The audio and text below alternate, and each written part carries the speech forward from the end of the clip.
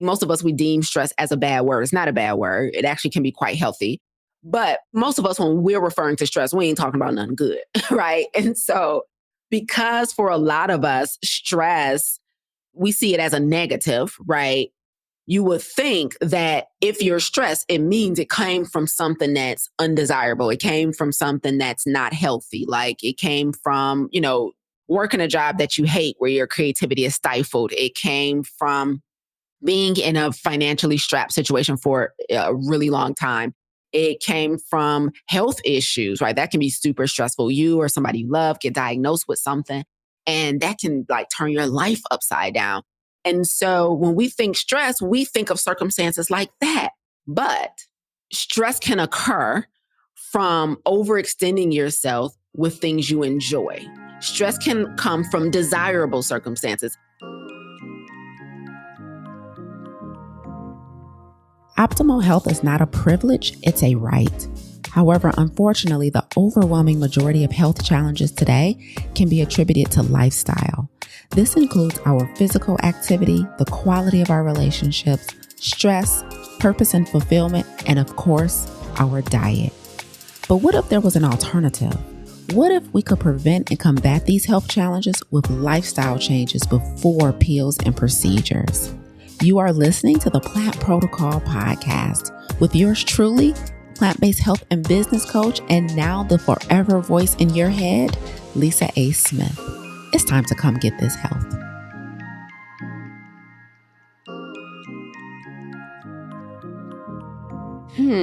Now where were we? Welcome back to part 2 of stress, common triggers, real relief.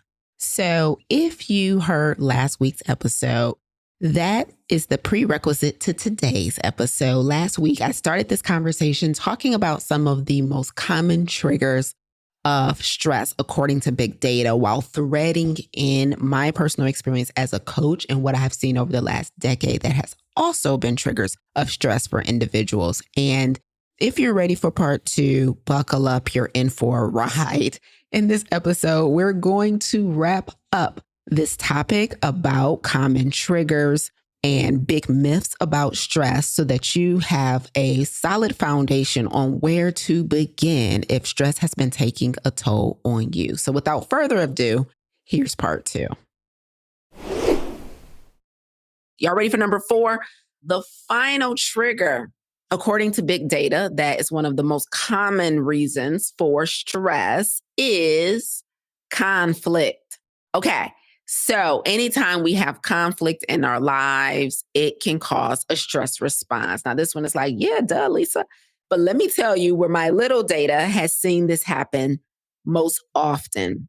I see people being stressed out from conflict, very specifically in their personal relationships, especially romantic. So conflict, of course, can stress you out if you got conflict on your job, with your superiors or with your team, conflict with a friend, a family member, all of that stuff is really painful because it's like, we like to be at peace, right? Most of us, we don't thrive off of drama. It's interesting when it's somebody else's. It's painful when it's ours. But it really hits home when it's your romantic partner. I've seen this. So much so that several months ago, earlier this year, I hosted what I like to call an intimate conversation. And I hosted a panel about marriage for individuals in my ecosystem who are dealing with marital challenges. And so I called in, I'm not married, but I called in 8 of my colleagues and friends who I've met in different communities that I've been a member of. And they're all married. They all have been married for years. And I asked them, would they mind joining a panel to talk about how they've been able to curate a healthy marriage? Because I was hearing repeatedly over and over again from people in my audience about how their relationship, specifically their marriage, is causing stress. And so we hosted this event, this virtual event. We had a good turnout. The panel was phenomenal. We had a good time. But I did it, even though, I don't work in the relationship space. When I recognized that this was such a big deal for a lot of people in our audience, I hosted a conversation about it and I brought in the experts because I can't speak to marriage, but I wanted to make sure that I acknowledged that there was something that we could do about it. And so conflict is the fourth stress trigger. And I'm going to tell you what I've personally done and what I've recommended to our clients who are dealing with stress as a result of conflict in their life. And whether that conflict, again, is coming from a romantic relationship or work conflict or familial conflict or wherever it may be. And, I've had students who are having conflict in their place of worship, right? Like with their role in some ministry. And so it can come from a multitude of places. But the thing that has really helped me, and I believe will help a lot of you guys who deal with conflict, is communication. Now, that's not earth shattering, but it's hard as heck for a lot of us, right? We got to start talking to each other, guys. We have to start expressing ourselves. Now, the reason I say communication is because when I'm teaching people how to combat stress, I tell them their relief is usually going to come from one of two places: making a tough decision or having a difficult conversation. Relief is usually on the other side of one of those two things. And so that having a difficult conversation piece is integral, because that means, number one, you got to talk to somebody else about what's going on. You can't resolve it on your own. When you have conflict, you usually have to involve the other human or humans. It might be a group of people. It might be a team of people that you have to go to and speak up and express yourself. And you got to do it in a healthy way that invites resolution. So conflict can be a really tough one, because if you are a person who also deals with number one that I talked about today, which was uncertainty, that communication piece can be challenging because you don't know what's on the other side of that. You're not sure what's on the other side of that conversation. And the uncertainty is usually what keeps us from having the conversation. Am I right about it? How many of you guys can relate to this one? Like, has conflict caused you stress? And have you avoided resolving it and just trying to deal with it or work it out on your own because the uncertainty of what's on the other side of a difficult conversation kind of keeps you in your head? I just want to make sure you guys understand, though, that chronic stress kills, and you have to do the hard work of having difficult conversations. Otherwise, you're going to keep all your thoughts and feelings and perspectives on the inside, and that's going to destroy your immune system. That's going to spike up your stress hormones. That's going to compromise your physical health. It's going to compromise your mental health, right? And so it's important that you guys recognize that while these solutions are not easy, speaking up, moving up to the front of the room, having difficult conversations, making tough decisions, launching something even when you're not super confident. I'm not under the impression that I'm teaching something that's easy. I'm not under the impression that I'm teaching something that is an overnight solution or a light switch solution. I'm not under the impression that I teach things that are easy, but y'all need to hear this. Like, what I know for certain is that I have spent years helping people with weight issues, with heart disease, with kidney failure, with fatty liver disease, with depression, with ADHD, with insomnia, with analysis paralysis, with food addiction, with drug addiction. Like, I need y'all to understand. And I'm telling you right now, all of that stuff don't come from how you eat. All of that stuff doesn't come from not exercising. All of that stuff does not come from your DNA. So a lot of it comes with not dealing with the stuff that's stressing us out. Like, literally, can't put down the sugar, can't put down the caffeine, can't put down the fried foods, can't stop impulsively shopping, can't believe in themselves enough to launch anything. You gotta deal with your stuff. I'm not under the impression that this is easy, but somebody gotta be the bearer of hard news. Somebody. And I'm up for the job because I ain't scared of y'all, right? I'm up for it. I'm not gonna be one of those people. My accountant came over yesterday and we were going over some stuff. And I was telling her, she was like, Lisa, I want you to come speak at my church. And we got this women's ministry and I want you to come. I said, yes, I'm here for it, right? But then I was like, let me warn you. Let me tell you a little bit about what I believe and what I don't believe. And I told her, before you invite me to a women's ministry and I blow the top off the thing and start getting people in their feelings, I want you to know that I don't believe in meeting people where they are. I don't. Now, I know it's a commonly held approach to transformation. I have been in rooms, I've done speaking engagements where people say, that's too hard. You can't ask people to give all of that up. You can't ask people not to eat any sugar. You can't ask people to drink that much water. You can't ask people to eat plants like that. Then they like, you got to meet people where they are. And I'm like, no, you got to meet people where they are. Me, I'm not going back down there. They need to come up here because down there ain't working for them. I'm not going to be like, well, as long as you eat right for most of the week, you can treat yourself to some junk. Well, although it's been killing you and you're already on 2 medications and stressed out and can't sleep, maybe you should just consider leaving that job 8 years from now after the babies graduate. I'm like, listen, you ain't got to leave tomorrow, but 2 more years, you might not make it.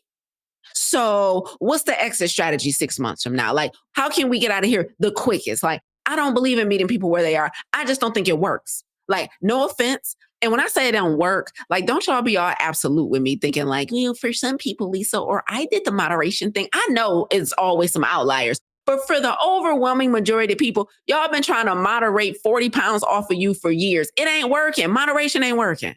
You've been trying to moderate yourself off of metformin and beta blockers.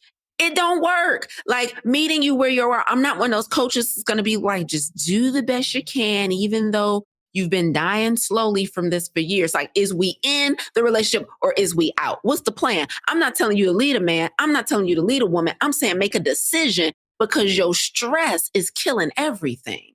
So I don't believe in meeting people where they are. And even after I told her that, she was like, yeah, I'd still like you to come speak at the church. I was like, amen.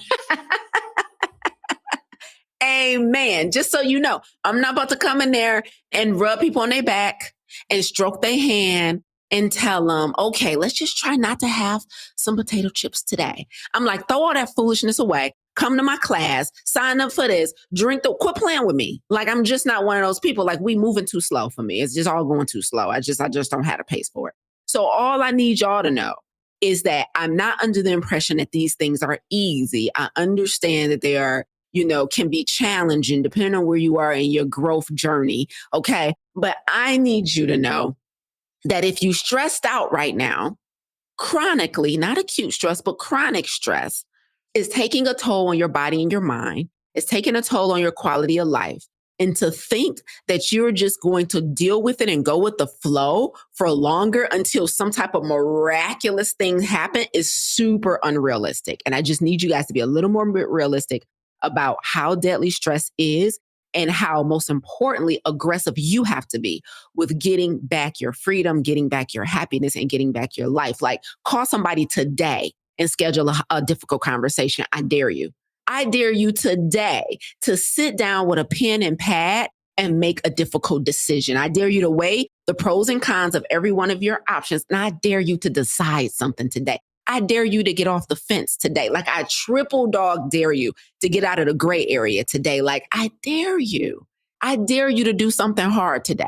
Like, because for some reason, we just think like it'll work itself out. Everything don't work itself out. Some things, a lot of things require us to work on it. So I just dare you to get off the fence today. Now, I want to share with you guys a few misconceptions. And then finally, I want to give you guys an update as we go into our new segment today, our BS segment, also known as business strategy. But let me give you guys some misconceptions about stress that will hopefully also help give you a different perspective. So you'll know that you need to be a little more radical about a resolution. So one misconception about stress is that we're supposed to manage it, that management is the only option, right? So the only way to cope is to manage stress. So that means that, okay, let me go for a walk. Let me take a couple of days off. Let me do some self-care. Let me meditate. Let me pray. Like, all of those are great. And we should all be doing it. I do all of them, right? I take walks, pray, and meditate. However, I don't think that managing any problem that I have is the solution. It's a long-term solution to health, right? So while I can do those things in the moment, those strategies are great for acute stress. So like, you're working on a difficult project, or maybe, you pulled the trigger and made a tough decision and you're going through a breakup. So those stress management techniques are useful, but they're useful for acute situations. Like, you're going through a breakup and it hurts right now and it's hard right now, but it's not going to last forever. You're doing a big project and it's a little overwhelming and it's pushing you outside of your comfort zone, but it's not going to last forever. Like that acute stress is super healthy. And that's what stress management is for. But the misconception that all stress is meant to be managed is wrong. Chronic stress requires an elimination strategy, not stress management. So if you're going through something and it's killing you and you haven't made a decision and you've been going through it for years and it's creating all this pressure and it's creating all this overwhelm and it's creating all of these, intrusive thoughts, then you need an exit strategy. You probably need an enter strategy, and you probably need an engagement strategy. And I've taught this in other classes and other episodes, right? We have a whole series on the Plant Protocol podcast about stress where I break down an exit strategy, an enter strategy, and an engagement strategy. So you can search the Plant Protocol podcast /stress. And I've recorded multiple episodes about it. But chronic stress is not to be managed. It's meant to be eliminated. So that's the first misconception that we have to correct. The second one, and this is me, when I told you guys last week that I was dealing with some occupational burnout myself, I had this realization about stress because occupational burnout is actually categorized as a form of chronic stress. Who knew? I'm like, please, but who knew, right? So scientifically, it's categorized as a form of chronic stress. And here's what it taught me, which is the misconception is that it's only stress if it derives from undesirable circumstances. Now, this one was mind-blowing to me because I used to believe that too. The misconception is stress is only derived from undesirable circumstances. But the work that I've been doing and the burnout that has come with the work, especially the intellectual effort, has taught me that stress can occur from overextending yourself with things you enjoy. Stress can come from desirable circumstances because most of us, we deem stress as a bad word. It's not a bad word. It actually can be quite healthy. But most of us, when we're referring to stress, we ain't talking about nothing good, right? And so because for a lot of us, stress, we see it as a negative, right? You would think that if you're stressed, it means it came from something that's undesirable. It came from something that's not healthy. Like it came from, going through a breakup. It came from working a job that you hate where your creativity is stifled. It came from being in a financially strapped situation for a really long time. It came from health issues, right? That can be super stressful. You or somebody you love get diagnosed with something, and that can like turn your life upside down. And so when we think stress, we think of circumstances like that. But for me, burnout came from happy stuff. Like part of the reason it was burnout is because I couldn't stop. I won't stop, because I enjoy this. So the stress doesn't have to come from things that are undesirable where you need to change your whole life and make hard decisions. I liken it to when I teach in our plant-based coaching programs and we talk about supplements and vitamins. One of the things we tell our students is that not having enough of something, also known as deficiency, vitamin or mineral deficiency, we all know that to be dangerous. We all know deficiency, not having enough iron, not having enough B12, not having enough calcium, not having enough potassium, not having enough protein, not having enough whatever. All of those things can be harmful to health. So we know deficiency, and that's what we usually focus on when it comes to vitamins and minerals. But one of the things I have to tell our students is it works the opposite way as well. Having too much of those things can be just as harmful to your health as having too little. Like having too much vitamin D, having too much iron, having too much B, having too much vitamin C, having too much calcium can be just as dangerous as having too little. But very rarely does anybody ever think about that. Like we'll pop a multivitamin or we'll eat a ridiculous amount of meat and protein shakes and all of this protein thinking it's fine. And then we wonder why we get kidney failure. Like, yeah, that can ruin your kidneys. Too much protein, right? You have protein in your urine, too much. But we very rarely are concern ourselves with the effect of too much of something that's good for us. We usually spend most of our time thinking about what happens when we have too little. But in my case, with some occupational burnout, it came from having too much of something that made me happy, too much of something that's good for me, which is service. And so I'm going to tell you guys shortly when I give you guys a quick update on it, what I've done and the really big realization that I've come to about burnout.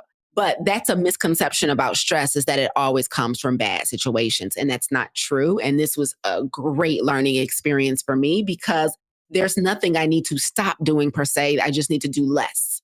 But I'm so blessed to say I'm just going to do less of the things I'm already doing. So I don't need to like make a decision about leaving a job, or make a decision about, a relationship, or make a decision like everything, like my workouts. I don't have to like figure out how to get those in. Like I already do that. I already eat right. I already do all the meditation stuff. I already do all the mindfulness stuff. I already do all the self-care stuff. It was just like, I'm doing everything. Like I don't miss a day with my workouts. I don't miss a day eating plants. I don't miss classes with my students. I don't cancel on my students. So I'm just doing everything. And it's all stuff that I chose. It's all stuff that I elected. It's all like I control my life. I control my time. I control my days. I just did too much. And so it just became like overwhelming. But I don't want to stop any of it. I just have to do less. And so that burnout it doesn't always come from situations that need to go away. Sometimes it needs to come, in my case, with self-control. Okay, so that's the second misconception. There's one more misconception about stress I want to share with you guys before we get into BS today. And the third and final misconception about stress is that I'm kind of going to put this twofold. The first is that it's unsafe to do anything other than what you're doing, right? It's unsafe to do anything other than what you're doing. So if you're stressed out about your relationship, and I know personally, I have clients who desperately want out of their relationships, but it feels unsafe for a variety of reasons. For some people, it feels unsafe because of their faith-based beliefs, right? That tells them, do you part? For some people, it feels unsafe because of their financial circumstances. For some people, it feels unsafe because of what other people may think.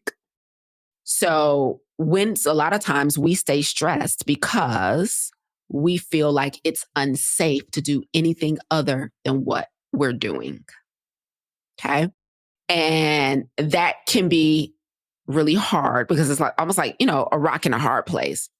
But the reason this is a misconception is because I want you to know that any decision that gets you your freedom, your happiness, your joy, or your health back is always safe.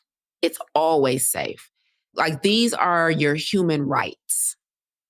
Anything that restores wholeness, anything that restores health, anything that restores mental or physical freedom, it's safe as long as it's legal. It's safe.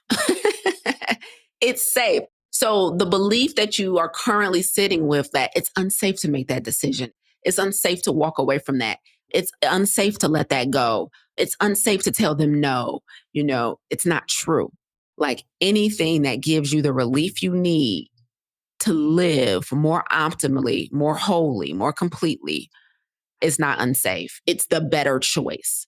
But I understand what our mind does. I understand our beliefs. I understand what it's like to be human, of course. But I need you guys to know like the stress is more deadly than whatever you think is on the other side of that tough decision.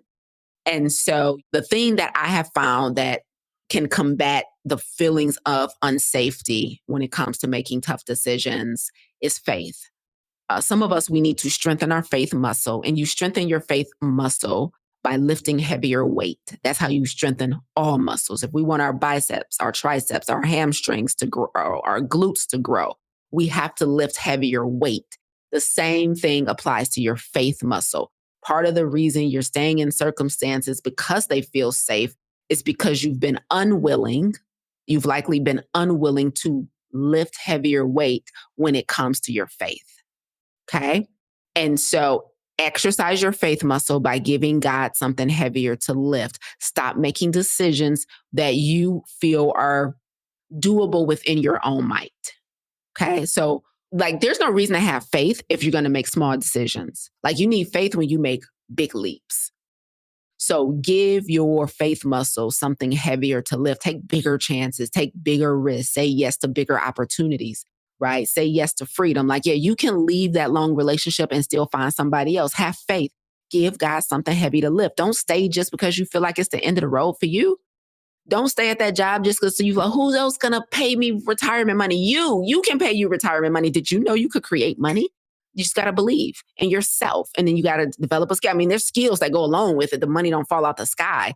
But to stay somewhere where you're miserable because you think it's safe and you're not willing to have faith is also wild. Okay. It's also diabolical. Right. And so, yes, you need strategy. I'm not telling somebody here to just jump. You get, depending on how your brain works, you like, I at least need a plan. Absolutely. I at least need so much in the savings account. Absolutely. But some of us not even working on any of that stuff because we just think it's too unsafe. So we don't have an exit strategy. We're not saving to make ourselves feel safer when we do leave. We're not investigating all of our options. We're not exploring. Like, trust me when I tell you, it's safe. Okay. It's anything that's compromising your health and your well-being and your happiness requires an exit strategy, and sooner than later. So the last misconception about stress is that it's safer to stay where you are versus doing something different. And that's not true. Okay. So look at y'all sticking with me. This is crazy. Y'all ready to get into our final segment? As we move into our business strategy, our final segment for today, we introduced our business strategy segment last week during last week's Monday morning keynote. And I want to follow it up today. So yes, this will be a place where I'll actually give you guys tips and strategies and all of that stuff. But I introduced the segment last week to share with you guys that I'm moving into burnout recovery. But this is outpatient, so I'm navigating this thing on my own. But I had two realizations that I wanted to share with you guys about burnout since we talked last. And I also have done something to move on my burnout recovery plan, right? My BRP. Last week, I told you guys, had a hard realization, dealing with some burnout. There's some stuff I need to figure out, some stuff I need to do different. So I think I told you guys that one of the things was definitely working less, just like literally working less every week. And so my goal is to get to a 4-day work week, which means 3 days, no work. So I'm pretty confident I can pull off one consistently. I'm 100% confident in 1 day right now. I'm about 95% confident that I could do 2, right? And so I'm on track to 3. So I've already started blocking off days. I've been looking at every week coming up and blocking off. Okay, so I'm committed to taking more days off as I work my way up to 3 days off. So the other thing I think I told you guys that I needed in my burnout recovery plan was additional help. And so we have officially this week put someone on payroll, which I'm super, super excited about. Officially brought her actually back on the team. And so I'm really happy to report that, because it would be like crazy of me to think that I could just work less with the same workload and recover from burnout. And so I was very honest with you guys about, like, I know I need help, right? So we need at least 2 spots. We filled one of them. Okay. So I still need another assistant, like administrative assistant. And so looking for that. But I have just this week, because I don't be playing when I'm when I'm on mission to do something. And so I move pretty quickly. And so I proposed something to someone this week who used to work with me, and she's back on the team, back on payroll. So I'm excited to report that, guys. And then so now I need to fill one more spot, at least maybe 2, but I need to fill at least one more spot with an assistant. So I've done that. I'm happy to report. And then the final thing, this is a realization I had. There's no baby steps in me. Also had that realization. Here's one thing I'm super proud of. Part of the reason I'm burnt out is because I have to do everything at a high level and with a spirit of excellence. But that's not what caused burnout. It's the fact that I'm doing a lot at once, and doing a lot at once because there's demands for my presence, my talent, wherever, right? So you're in demand and you have opportunities and you want to take advantage of the opportunities and you want to do a good job in everything that you do. And here I am today. So that's what happened with me. But I had this really cool realization about this. 2 realizations that I had. The first is, again, part of the reason I am in the condition I'm in is because how, like, I move with speed, I go hard, I put my all into stuff. I want to be really good for you guys. And I realized, I don't know, this might not be a big realization for y'all, but the exact same energy that got me into burnout is going to be the exact same energy that get me out of it. It's the fact that I naturally move quickly. It's the fact that I have high amounts of confidence. It's the fact that I believe in myself. So I realized that I'm super confident in my ability to recover from burnout, because I have a natural propensity to execute. Isn't that so cool? I was like, yo, Lise, you can use the same tools that got you burnt out to get out of burnout. Like, all I got to do is reroute the energy to the recovery plan. That's part of the reason why I was able to hire somebody so fast, because I move quickly. Because when I have a goal, I'm serious about it. I'm like, okay, I need to start taking time off. To take time off, I need help. Let me figure out what I need help with. Let me see who I already have in the ecosystem that can help me so that I don't have to spend as much time on training and all of that. Okay. So, and already we've checked one box here, y'all. Like, I am so happy that the thing that got me into it is going to be the exact thing that get me out of it. It is the fact that I execute quickly. I execute at a high level. I don't stop stuff in the middle. I always finish what I start. It's the fact that, you know, I have high amounts of confidence in my ability, so I don't have to worry about not believing in my ability to do this thing. But I'm so happy. So I can use the exact same energy, zeal, and excitement to recover from burnout that I use to overwork. It's not just on me, it's in me. Okay. So that was one realization that I had that got me super excited. And the reason it got me super excited is because I don't have to worry. Because at first, when I first started thinking about this burnout piece, it was, I'm not burnt out from stuff I hate. So how am I going to recover and go back to doing the same stuff and do it in a more controlled fashion? I was a little worried, y'all, because I could see if all I had to do was make some tough decisions and have some difficult conversations to get out of a circumstance that was undesirable. But that wasn't my situation. So as I started thinking about this burnout recovery plan, I was a little worried about my ability to truly get to a healthier place with my work, because I'm like, I'm not trying to leave any of it, right? I just want to do it in a more controlled fashion. And which brings me to the final realization that I had, which is, y'all know how when people they might work with a financial advisor or something, or they might work with somebody to help them with their money. And if the person that you're working with to help you with your money, if they're one of those people who believe in budgets, right? Y'all know the budgetista. Shout out to her, Tiffany. But she helps people, you know, like getting out of debt and moving into financial freedom. And the way she does it is by helping people create budgets. Okay, I'm going somewhere with this. Now, y'all know how when people, part of the reason I think people don't like creating budgets because it feels like you don't have any money to do what you want, right? And so I know that people who help you create budgets for your money, oftentimes one of your buckets of money is more of a discretionary fund. So you have a bucket for your bills.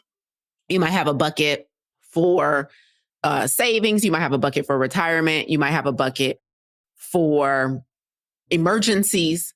But then also, usually a financial advisor will say you also have a bucket for whatever you want to do. So even though that bucket is limited, every penny doesn't have to feel like it's accounted for. So that means that you could find out your favorite artist is coming to town and still buy tickets, right? You could be in the store and somebody has a dope sale on something and you can still buy it.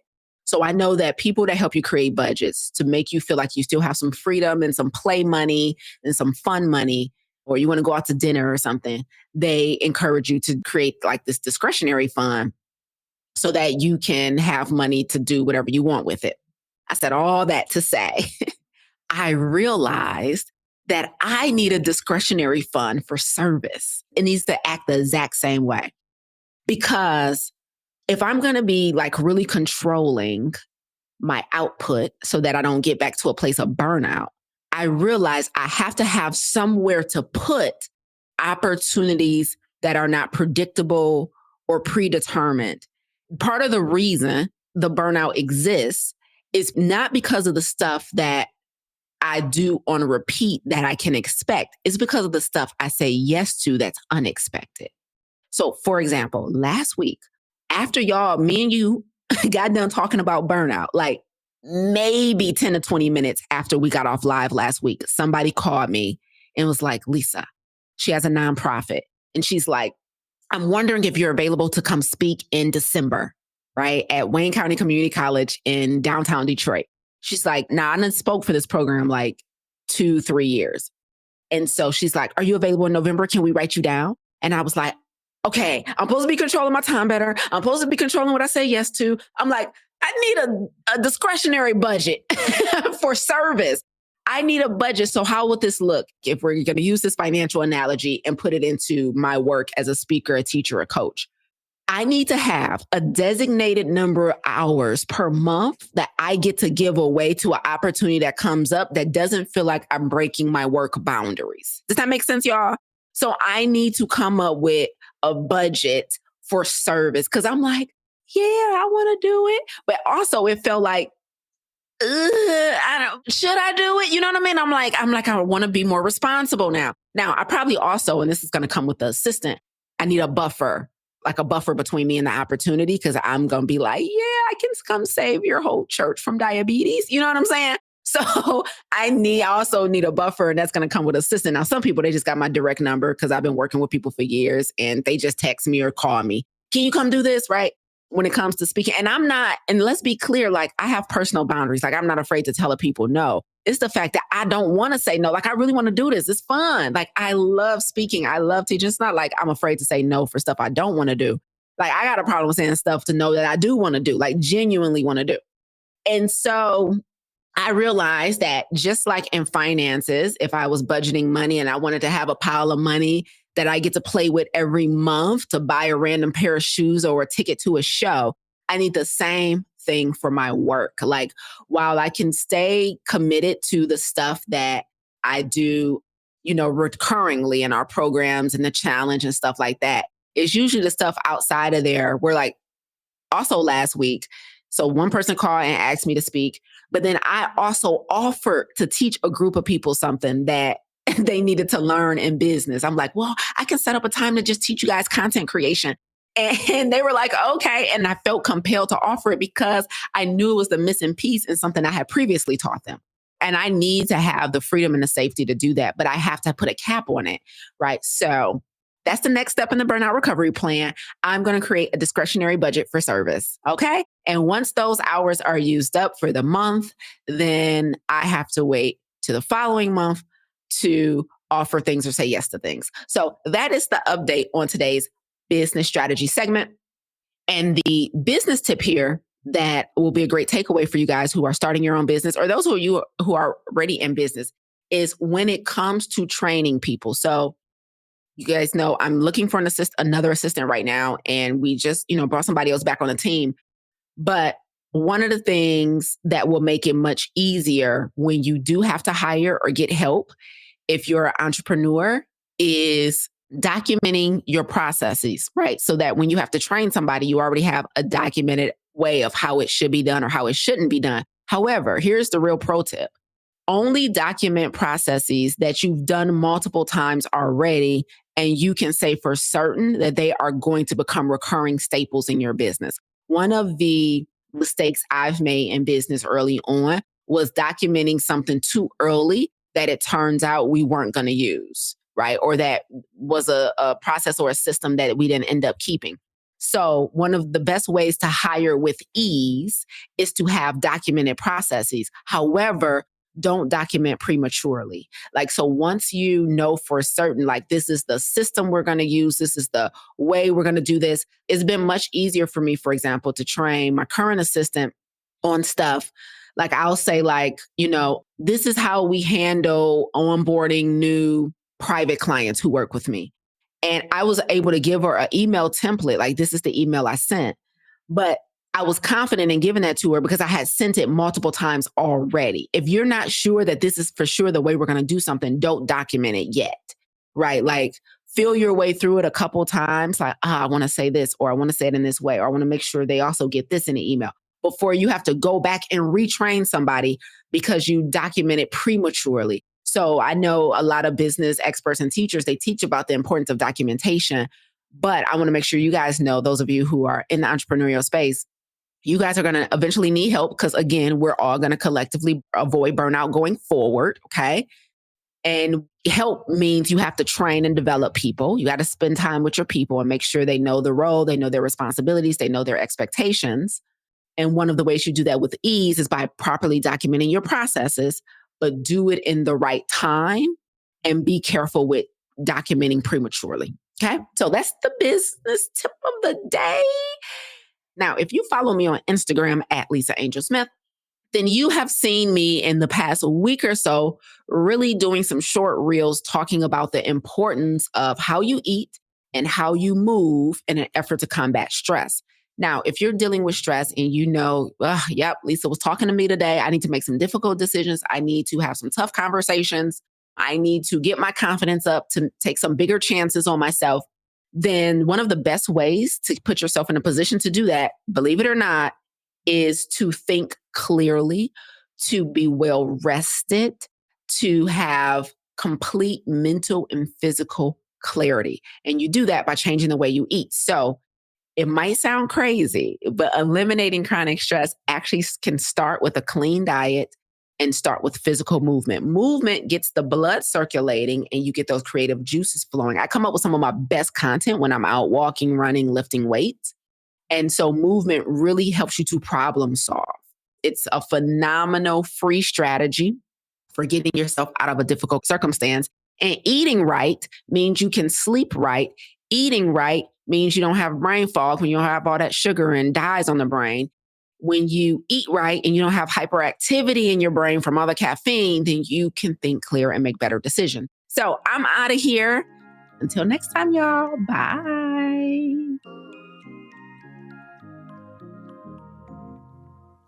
You tuned in today because, like me, you refuse to let your good become the enemy of your great. You're not settling for good health when optimal is well within reach. If you're ready to go from good to great, visit lisaangelsmith.com to learn more about our plant-based health coaching program, Farm to Table, and our plant-based business accelerator and coaching certification. But before you go, if you enjoyed what you heard today, please consider rating and reviewing this podcast. Until next time, remember, radical obedience is still undefeated. Stay obedient.